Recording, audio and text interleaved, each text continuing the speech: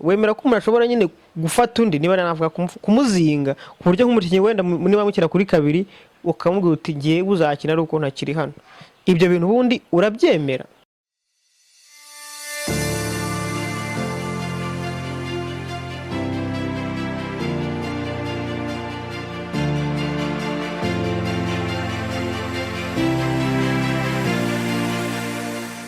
Ikaze we mukunzi ibiganiro byacu kuri Day to Day TV COSTA, nukumbona gusa ariko utanze. Ndagarutse rero tugiye kuganira kuki tugiye muri siporo nyarwanda, ariko uyu munsi urihariye cyane, urihariye. Uraza gutungurwa na bimwe utajya wumva, uraza gutungurwa n'utuntu karatangaje, ariko ku rundi ruhande biranababaje. Buriya hari umuntu ujya wibaza ngo ko nyarumva ibintu by'amarozi muri siporo bibaho, kuko birashoboka ko nyarumva ngo umukinnyi ashobora kuroga undi, ngo ashobora kugirayo wundi, cyangwa ibyo bintu ubundi birashoboka koko? Icyo kintu tugiye kwibazaho. Buriya nubwo ibintu abantu babivuga babica ku ruhande, babicira inkeri, nimba ariko babivuga neza mu Kinyarwanda simbizi, ariko ujya wumva nko muri APR ngo runaka agira uyu nguyu, muri Reyo ngo runaka agira uyu, none barabasigaye numva bavuga ngo runaka kubera dawa afite ngo ntibishoboka ko uyu runaka yajya mu kibuga igihe agihari. Nawe akaba afite abantu babyibwiriye ati ngewe igihe nyihari ntabwo ikibuga nzakiburamo, kandi koko ntakiburemo. Aho se ibi bintu koko birakora? Hari umuntu ukubwira ati oya, uburozi bwo mu kibuga ntibubaho, kuko bubaho mu 1978 nibwo ikipe ya Kongo yagiye mu gikombe cy'isi, yari cyitwa Zaire ko bwa Mumbutu, niwe wakoze indege y'abakinnyi bakora indege y'abafeyeri cyangwa se y'abarozi, nyine bagombaga kubarogera. Ariko niyo kipe yatsinzwe ibitego byinshi mu mateka y'umupira w'amaguru, za 10 na bingahe yari biryaga ibitego 9. Abantu bati rero ibyo bintu biramutse bibaho koko, ntago ikipe zo muri Afrika, kuko niho uburozi bwinshi, ntago ikipe zo muri Afrika zaba zitagera kure, cyangwa uje gutwara ibikombe by'isi, cyangwa zigere demi finale. Dore nka Maroc igikombe cy'isi yageze kimwe cya kabiri, twese dukura ingofero turavuga tuti success y'umunyafrika. None rero hari umuntu yibaza ati se koko nibwo uburozi bubaho, kubera iki batagerayo? We rero hari igihe utekereza ko uburozi buba muri Afrika gusa, buriya ni Burayi bibayo. Ushobora gusanga nk'umukinnyi ngo adashobora kujya kunyara agiye gukina, ni Burayi bibaho. Ariko uyu munsi reka twivugire mu Rwanda. Ndashaka kuza kubanza kwibariza abantu, umuntu wese ukora kino kiganiro nkeneye comment ye. Ubundi wowe urabyemera ko umuntu ashobora nko kugenda ahantu quelque part bakamubwira ko aratsinda igitego kandi koko akagitsinda? Uwemeranya nabyo? Niba se unabyemera, wemera ko umuntu ashobora nyine gufata undi niba navuga kumuzinga ku buryo nk'umukinnyi wenda niba mukira kuri kabiri ukamubwira uti ngiye uzakina ari uko ntakiri hano, ibyo bintu ubundi urabyemera? Cyangwa se niba utabyemera kuki koko hari abiba kandi koko tukabona byabaye? Ndaza gukoresha urugero rumwe. Witwa Mugiraneza Jean Baptiste ngo yigeze gusiga godiyo yiwe, hanyuma muri umuntu warayambara abyimba ibirenge. Ntabwo mvuze ngo ni ibivugwa, kuko nyine byarabaye. Aramubwira ati ntuzongere kunyambarira godiyo n'undi munsi, iyi godiyo irimo dawa, ibyo umbwira nkugurire izawe kugira ngo wambarize. Ariko se nimba bikora kuki nyine umuntu atajyayo ngo tumurere nk'igitangaza atsinde ibitego nka 40 muri sezo? Kuko nko mu Rwanda kugira ngo tubone utazamu ibitego 20 kuri sezo biba bigoranye. Kuki ntaho bikora nyine ngo bigere kuri urwo rwego? Tukumva ngo ikipe ifite umufeyeri, indi ifite n'undi mufeyeri, barapezanya, tukibaza byagenze gute? Hari inkuru witwa Regis Ndamukotinga yigeze kuvuga ngo uyu muntu wari umupasiteri wakoraga muri Reyo, hanyuma ngo bazana umufeyeri, ariko umufeyeri akaba yari ari gupezanya n'uwa Kiyovu.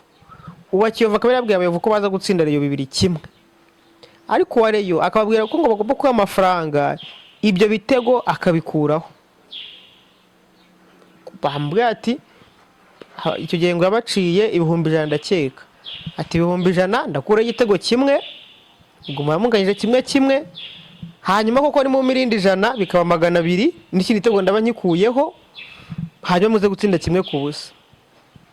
Amakuru avuga ko uwo munsi muri iryo joro yaraye yababwira ati ngewe rero ibyo bitegano byatsindiwe ni ibyashyizwe mu kibuga. Icyo gihe kuri Kigali Pele Stadium, icyo gihe yari cyitwa Regional. Ati niho ibyo bintu biri, burasabwa kunyishyura hanyuma nkabajyana tukabikuramo mukaza gutsinda 1-0 koko. Icyo gihe ngo bagiye mu ijoro, amakuru avuga ko bagiye bakareba umuzamu. Murabizi ko Reyo ahantu hose bihagarariwe, ujya muri hoteli ugasanga umukozi wo muri hoteli ni umureyo, ukajya ahantu gutyo nyine umushoferi ugasanga ni umureyo. Arababarira bareka uwo muntu arinjira. Ikintu cyatangaje rero, uwo muntu yaragiye kuko mu izamu rimwe akuramo igikeri, ati iki gitego nyikuyeho, n'ikindi agikuramo, kariho kakagenda agapresiza akavuga ati ku iki giti cy'izamu ndabizi niho kiri. Yakoramo koko bakabona gikuyemo abo bari bajyanye. Buranirinze kuvuga nyine amazina y'abantu bari barimo kuko bisa no kwica brand zabo cyangwa amazina yabo, ariko nabo bahita biyumva ibyo bintu byarabaye, kandi kuko byarabaye ni Nyamirambo. Byomba bikuramo, amakuru avuga ko ngo bamuhaye avance ariko yose ntibayamuhe, hanyuma akababwira ko baratsinda igitego 1-0. Match yarangira koko Reyo igatsinda igitego 1-0, no mu izamu babwiye ikagitsindamo. Match yarangira kumuha andi mafaranga bikagorana. Amakuru avuga ko umuntu bari bajyanye yahise arwara ibintu nyine ku mubiri bimeze nk'ibiheri cyangwa se nk'ibibembe nimba ariko nabyita, mpaka uwo wari wamujyanye twise izina rya pasiteri nize kuvuga amazina ye, amwishyuye umuntu agakira. Iyo ni inkuru imwe ariko ni imwe muri nyinshi mwese mwumva. Ndakeka nawe uko biri kose, niba ukurikirana ruhago nyarwanda, niba ukurikirana siporo yo mu Rwanda, ntubuze inkuru wumvishe yavuga ku bintu bijyanye n'amarozi, cyangwa se ukaba utarabyizeraga, wenda wanabyumva ukagira ngo ni ibivugirwaho, ukagira ngo ni ibisanzwe. Ariko se nanjye yagongera nkibaza ngo niba koko umuntu ashobora gutega ibintu umuntu mu nzira akamutega, yabirenga ukabona wenda nk'amaguru yabyimbye, ibyo byo mu kibuga byo birashoboka ko umuntu ashobora kuguha ibintu hanyuma gukina bikanga, cyangwa ngo wajya ntago ari ubwa mbere wenda nkawe bumvishe bavuga ngo umuntu yagiye gutsinda ngabona ni umuriro, cyangwa agiye kubona baro ngabona ni intare igiye kuyifata, cyangwa umuzamu agiye gufata ngabona ni umuriro uri kuza umusanga arawure kujyamo. Muribuka nka match igeze guhuza ikipe ya Mukura n'ikipe ya Sport, uwo witwa Kamara akura ikintu agapfunyika mu izamu rya iyo video ya trending, bishobora kuba ari muri video zishe n'umupira nyarwanda ku isura y'amahanga, kubera ko niwe ugiye muri Google kandikamo ngo amarozi muri football yo mu Rwanda bahita bakuzanira iyo video. Yari umuzamu witwa Mazimaka Andre, nyuma waje no kujya muri Reyo, icyo gihe yafatiraga Mukura, noneho ashyira ibintu ku izamu. Kamara ariko yabibonye, ikipe irataka, igitego kirabura, irataka amapoto, irashota, biranga. Uwo Kamara kibonye aragenda agikuramo arakirukankana. Iyo video umuntu wese yayireba, ndayibuka muranyireba, uwo bita Mazimaka Andre yambaye jezi z'ubururu bwijimye, akikijugunya yari koroneri. Ubwo urumva abakinnyi bamukura bamwirutse bamusaba kukigarura, ariko we aragenda akijugunyira umwana wari gutoragura umborbe wari gutoragura imipira. Noneho ko kubateye koroneri, uwo Kamara wagikuyemo ahita atsinda igitego cy'umutwe. Abantu nyine kubyakira bikanga. Buriya hari ijambo bavuga ngo those who knows much suffer much. Abantu bazi byinshi nibo bahangayikishwa n'ibintu byinshi. Buriya umuntu hari ibintu wowe witurije cyangwa se uri amahoro kubera ko utabizi. Igihe cyose wazabimenya ubuzima bwawe bushobora kuzahinduka, cyangwa se ushobora kuzagira ute, ushobora kuzumva wenda bavuga ngo nk'umucuruzi ngo hari ibintu ashobora kwisiga, hanyuma mucuruzanya mwegeranye mu miryango ibiri bakajya bagucaho bakajya kumuhahira. Kavuga si ibyo bintu koko birashoboka? Umuntu akumva ntibishoboka, undi nyamara kumva birashoboka, undi akagwa n'ubuhamya bw'umuntu byabayeho. Wenda reka tuvuge nk'urugero rumwe, nubwo nabwo atari ngombwa, ariko ni sinako tuba twabizanye. Aya bari amakuru ari hanze ko muri apera amakuru avuga ko ngo Yunus yavuze ati ngewe ndi muzima, nta mudefanseri uzaza ngo anyicaze. Yunus n'umwana uvuye mu kademejo bundi, ni umwana udashobora kugereranya n'abakinnyi bakuru, cyangwa na Ryumsoane waguzwe twumva ibihumbi bigera mu $150 by'idolari. Ariko umwana ngo yaravuze ati ngewe ntabwo nzigera nicara igihe ndi muzima, igihe cyose nzakina. kandi koko ukabona arakina ntashobora kwicara. uwitwa Gilbert bakakubwira bati aba winga bose ikipe yazana abavuye he, urabizi yazanye abavuye muri Uganda, shampiyona ya Uganda babica bigacika, sinzi ngo bafite ibitego byagiye guhatana muri Guinness de Record, ariko barafinda barakubwira ati ngewe nta muntu ushobora kunyicaza igihe ndi muzima ntarwaye. kandi koko ukabona birashoboka. abitwa bakakure Mugeni Fabrice bakakubwira bati twebwe ngiye nabaga mfite dawa sinashobora kujya mu kibuga ntabonye muganga.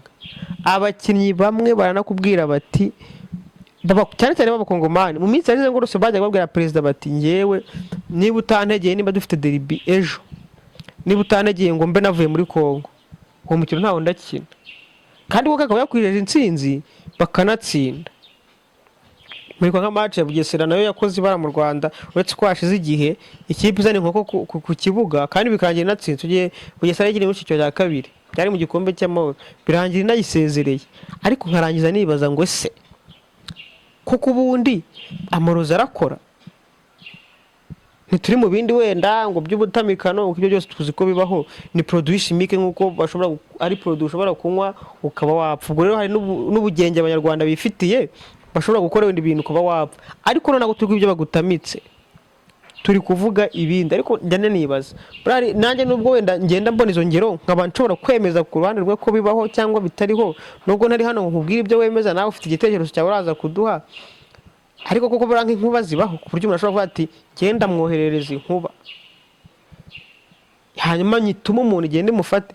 uretse ko ibintu byose byaricanze ubu ngubu twari dusigaye tubona n'amavideo nk'uwitwa Sarongo ngo agendeye hejuru y'amazi bagiye bakamukubitira edit imeze neza rwose, ukabona yagiye hejuru y'amazi kandi wapi bitabaye ahubwo ari edit bakoze cyangwa ngagataro. ngiye nshaka nk'umuntu okay nazabura nk'umuntu wo ku Kibungo ureba iyi video ngiye bazambwire ko kugenda ku gataro bibaho. nshaka kuzamenya icyo kintu, kugenda ku gataro koko bibaho. ntago nshaka ariko nawe wabyumvishe mu nkuru, nshaka umuntu wabyiboneye. uwo muntu azadufasha gusobanukirwa koko nimba umuntu ashobora kubwira, niba umuntu ashobora kujya wenda ku mukecuru uri aho ngaho akavuga ati ikipe match ni 2-1 kandi koko bikaza kurangira gutyo, cyangwa mwati uyu munsi we ntayitegura atsinda. amakuru mujya mwumva wenda ngo runaka yambaye nk'umupfumu hanyuma mbwira ko atongera gutsinda igitego ataramwishyura. kuko ibyo bintu wumva bishoboka biba wose aba bakinnyi babishinja wumva koko babikora?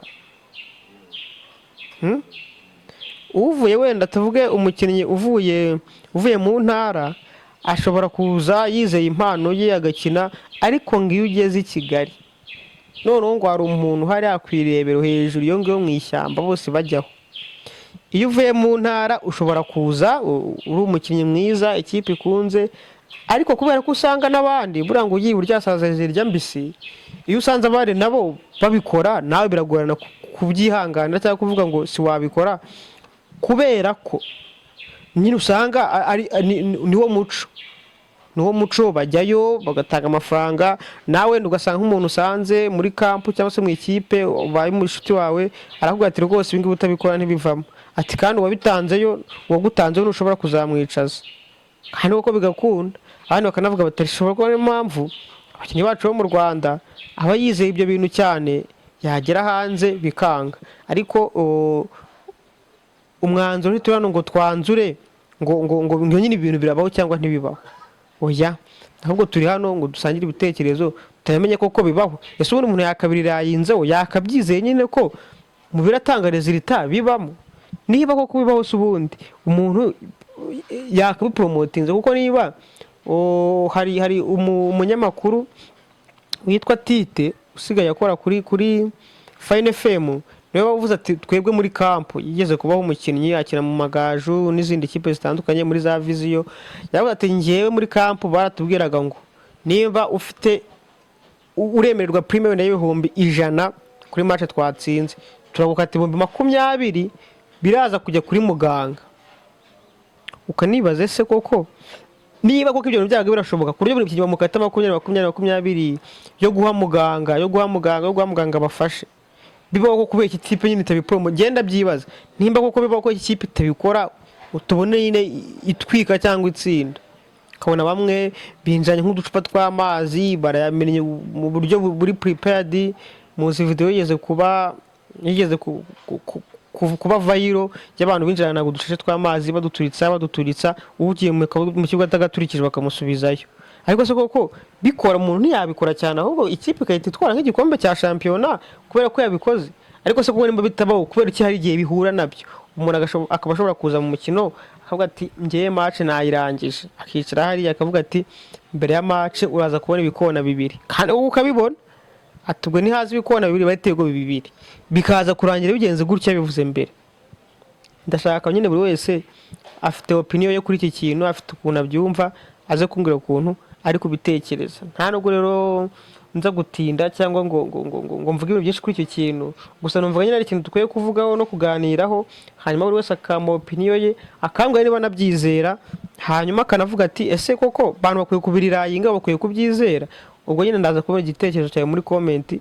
Ndakwibutsa ko ntugende udakoze share cyangwa utana subscribe, niba utara subscribinga, hanyuma dukomeze tubane. Wanaduha igitekerezo cyawe ku kiganiro runaka twagukoreraho. Imana ibarinde.